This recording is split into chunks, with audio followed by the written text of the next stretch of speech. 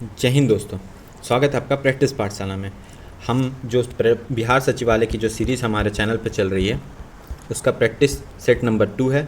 ये जो सेट है ये लेटेस्ट सिलेबस और साथ साथ प्रीवियस ईयर में आए जो क्वेश्चन है, टॉपिक हैं, उनको देखकर हमारी टीम द्वारा बनाया गया है, जिसमें करंट अफेयर, बिहार, जीके सबको कंबाइंड रूप से टॉपिक वाइज के हिसाब से डाला गया है। तो चलिए दोस्तों शुरू करते हैं प्रैक्टिस सेट नंबर 2। पहला क्वेश्चन है, शाहजहांनामा के लेखक कौन थे? तो ये जो है इसके लेखक इनायत खां थे और इन्हीं को मोहम्मद ताहिर भी कहा जाता है। तो अगर आपको एग्ज़ाम में इनायत खां नहीं मिले तो मोहम्मद ताहिर वहाँ ऑप्शन में होगा ही दोस्तों। इंडियन सोशल रिफॉर्मर पत्र के संपादक कौन थे? तो KN नटराजन जो थे वो इंडियन सोशल रिफॉर्मर के पत्र के संपादक थे। गुप्त काल से संबंधित चित्रकान गुफाएं हैं। तो गुप्त काल से संबंधित दोस्तों अजंता और बाघ की गुफाएं दोनों संबंधित है और यहाँ क्वेश्चन में अजंता गुफाएं हैं तो C मार देंगे दोस्तों। हाल ही में किस राज्य सरकार ने women at the rate work कार्यक्रम की शुरुआत की है? तो कर्नाटक राज्य सरकार द्वारा इसको चालू किया गया है। अरुणडेल समिति है वो किससे संबंधित है दोस्तों? तो ये राजनीतिक सुधार से संबंधित है और 1906 में यानी ब्रिटिश काल में ही इसकी स्थापना की गई थी। निम्नलिखित में से किसने सेवा सदन की स्थापना की थी? तो सेवा सदन की स्थापना महारामजी M मालाबारी द्वारा किया गया था और इसकी स्थापना 1885 में की गई थी। और जो M मालाबारी हैं दोस्तों याद रखेंगे, इनके द्वारा 1892 में जो एज ऑफ कंसर्न एक्ट लाया गया था उसमें इनका महत्वपूर्ण योगदान है। सहायक संधि स्वीकार करने वाला पहला राज्य कौन सा है दोस्तों? तो जो हैदराबाद है वो पहला राज्य है सहायक संधि। और सहायक संधि के बारे में बता दूं कि सहायक संधि को अगर बोला जाए सहायक संधि का जन्मदाता कौन है तो वो डुप्ले जो थे उनको बोला जाता है। डुप्ले द्वारा इसकी शुरुआत की गई थी यानी जन्मदाता थे और ये क्या पुर्तगाली थे दोस्तों। अगर अंग्रेज़ों में सबसे पहले किस गवर्नर ने प्रयोग किया था? जो वेलेजली हैं उसके द्वारा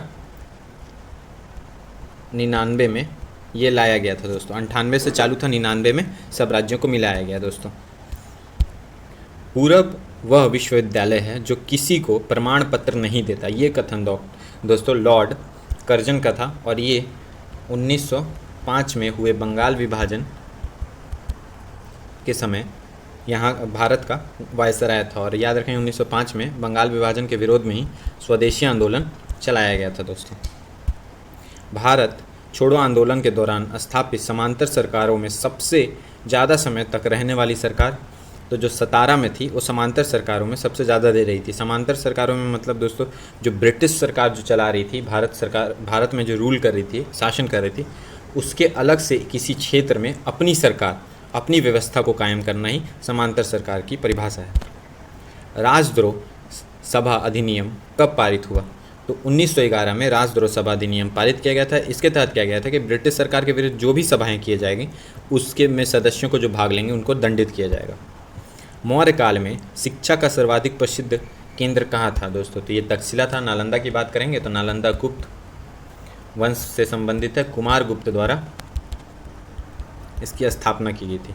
विक्रमशिला की बोलेंगे तो पाल वंश धर्मपाल द्वारा इसकी स्थापना की गई थी दोस्तों। और पाटलिपुत्र राजधानी रही थी दोस्तों। कांग्रेस के किस अधिवेशन में धन के निकासन का सिद्धांत स्वीकृत किया गया था? तो 1896 में हुए कोलकाता अधिवेशन में किया गया था यानी इसका आंसर बी हो जाएगा। इसमें ही दोस्तों पहली बार वंदे मातरम गाया गया था दोस्तों। और धन निकासी का सिद्धांत बोलेंगे तो दादा भाई नौरोजी द्वारा दिया गया था। सविनय अवज्ञा आंदोलन के दौरान गिरफ्तार होने के बाद राजेंद्र प्रसाद ने किसे अपना उत्तराधिकारी मनोनीत किया था? तो दीप नारायण सिंह को राजेंद्र प्रसाद द्वारा अपना उत्तराधिकारी मनोनीत किया गया था। किस वर्ष भारतीय रिजर्व बैंक का राष्ट्रीयकरण किया गया? तो राष्ट्रीयकरण दोस्तों 1949 में किया गया। कंफ्यूज नहीं होंगे। अगर इसकी स्थापना बोलेंगे तो 1 अप्रैल को की गई थी। कब? तो 1935 में। और इसका जो हेडक्वार्टर था वो रखा गया था दोस्तों कलकत्ता को।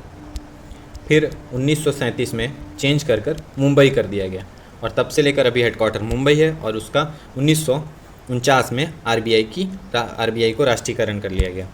यदि 10 डिग्री पूर्वी देशांतर पर 2 बज रहे हैं तो 45 डिग्री पूर्वी देशांतर पर क्या समय हो रहा होगा?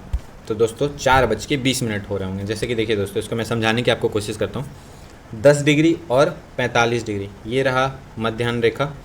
यहाँ से पूरब की ओर यानी इधर चलना है। ये हो गया दोस्तों 10 डिग्री देशांतर और ये हो गया 45 डिग्री देशांतर। इसके बीच का दोस्तों डिस्टेंस कितना है? तो इसके बीच का डिस्टेंस है दोस्तों 35 डिग्री। 1 डिग्री में 4 मिनट का अंतर आता है दोस्तों। तो 35 में कितने का अंतर आ जाएगा दोस्तों? तो वो आ जाएगा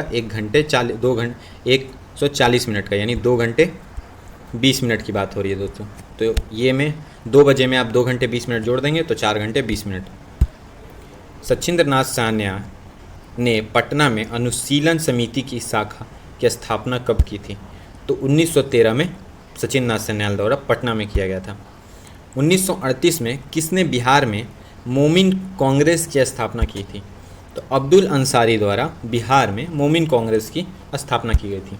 बिहार के पहले अंग्रेजी अखबार बिहार का प्रकाशन किसने किया था?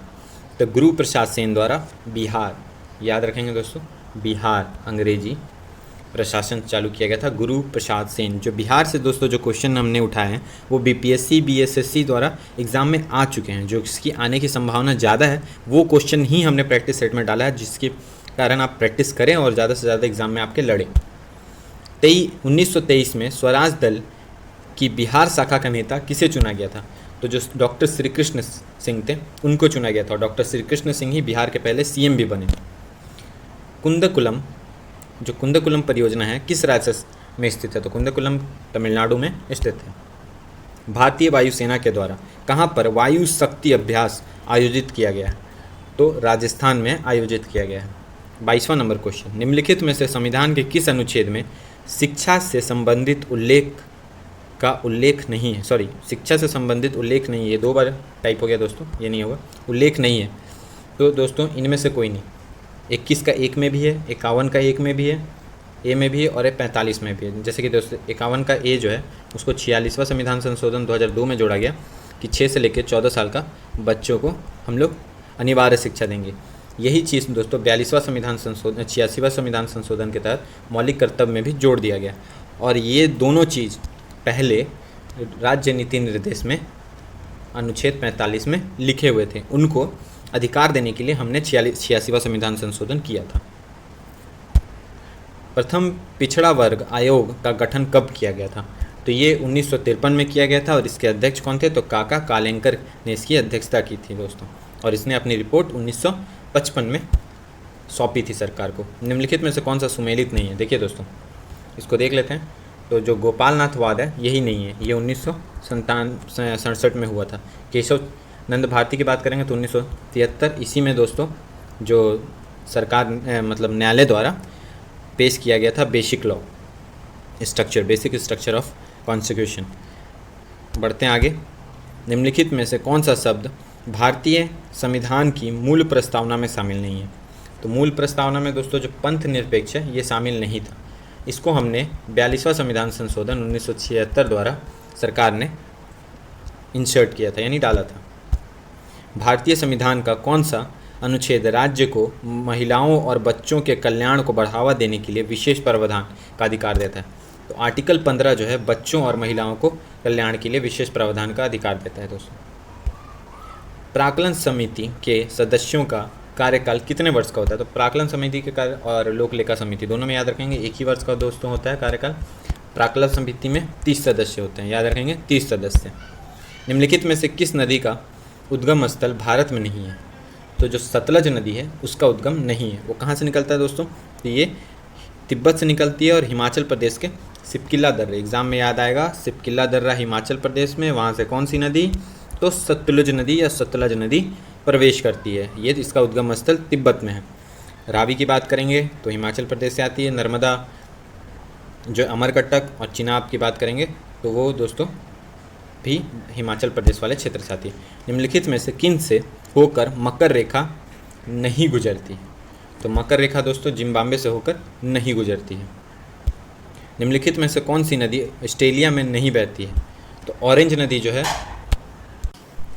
ऑरेंज नदी दक्षिण अफ्रीका की एक नदी है और वहीं से बहती है। और बाकी जो नदियां हैं दोस्तों हंटर, फिलेडर और गिलबर्ट, ये तीनों नदियां जो हैं ये ऑस्ट्रेलिया में बहती हैं। बढ़ते हैं आगे। 31 नंबर क्वेश्चन, किस राज्य की हाई कोर्ट की पहली बार पेपरलेस अदालत बनी है? तो केरल जो है वो पहला ऐसा हाई कोर्ट है जो पेपरलेस बना है। किस देश में फ्लोरेना संक्रमण का पहला मामला सामने आया? तो इजराइल में फ्लोरेना संक्रमण का पहला मामला सामने आया।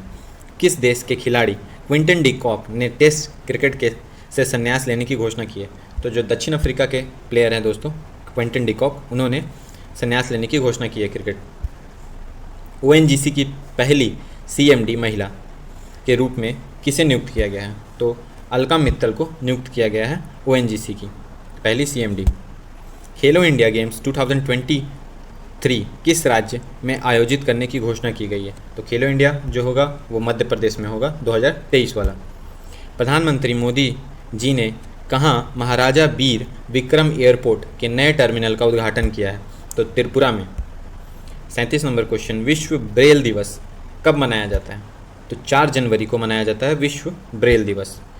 3 ट्रिलियन बाजार मूल्य तक पहुंचने वाली पहली अमेरिका कंपनी कौन बन गई है? तो ये एप्पल द्वारा ये अचीवमेंट हासिल किया गया है। 39 नंबर क्वेश्चन, राष्ट्रीय मानव अधिकार आयोग के नए अध्यक्ष किसे नियुक्त किया गया है? तो अरुण कुमार मिश्रा जो हैं उनको नियुक्त किया गया है। बाकी अगर ऑप्शन की बात करेंगे तो जेबी महापात्रा जो हैं वो केंद्रीय प्रत्यक्ष कर बोर्ड के अध्यक्ष हैं। प्रियंका कानूंगो राष्ट्रीय बाल अधिकार संरक्षण आयोग की अध्यक्ष हैं। और रेलवे बोर्ड के जो सीईओ हैं वो हैं विनय कुमार त्रिपाठी। किस राज्य सरकार द्वारा बस की टिकटों की डिजिटल खरीद एवं अग्रिम खरीद हेतु चलो ऐप लॉन्च किया गया है? तो महाराष्ट्र गवर्नमेंट द्वारा ये चालू किया गया है चलो ऐप। अंतर्राष्ट्रीय बौद्धिक संपदा सूचकांक 2022 का जो रिपोर्ट है इंटेलेक्चुअल प्रॉपर्टी में, उसमें भारत का स्थान 43वां नंबर है, यानी 43वां नंबर है, और अमेरिका जो है इसमें टॉप पे है। निम्नलिखित में से किस त्यौहार में नौका दौड़ एक विशेषता है? तो जो ओणम का त्यौहार है दोस्तों, केरल में मनाया जाता है, उसमें नौका दौड़ होती है। अजंता और एलोरा की गुफाओं के चित्र किसके तहत कला के विकास के संकेत हैं? तो जो चालुक्य वंश था उसके द्वारा अजंता और एलोरा की गुफाओं में चित्रकारी की गई थी। लोक चित्रों की एक शैली मधुबनी निम्नलिखित में से किस राज्य की लोकप्रिय है? तो ये जो है बिहार की है दोस्तों। भारत में अंग्रेजों के खिलाफ सबसे बड़ा प्रतिरोध किसने किया था? तो जो मराठों ने सबसे बड़ा जो प्रतिरोध है वो दिखाया था अंग्रेजों के विरुद्ध। 46वां नंबर क्वेश्चन, पुंगी राज्य से संबंधित एक नृत्य कौन सा राज्य से संबंधित है? तो पुंगी नृत्य जो है हिमाचल प्रदेश में किया जाता है दोस्तों। साहित्य अकेडमी का मुख्यालय स्थित कहाँ पर ही है? तो नई दिल्ली में साहित्य अकेडमी का मुख्यालय है। 48 नंबर क्वेश्चन, भारत में राष्ट्रीय आय अनुमान किसके द्वारा लगाया जाता है? तो ये केंद्रीय सांख्यिकी संगठन द्वारा यानी CSO द्वारा लगाया जाता है। भारत में बिजली उत्पादन का सबसे बड़ा हिस्सा किस प्रकार की बिजली से होता है? तो थर्मल पावर से हम लोग सबसे ज़्यादा बिजली उत्पादन करते हैं। भारत में कृषि आय की गणना किसके द्वारा की जाती है? तो हम लोग आउटपुट विधि द्वारा कृषि आय की गणना करते हैं। दोस्तों ये प्रैक्टिस सेट था जिसमें हमने 50 क्वेश्चन जीके के कवर किए हैं।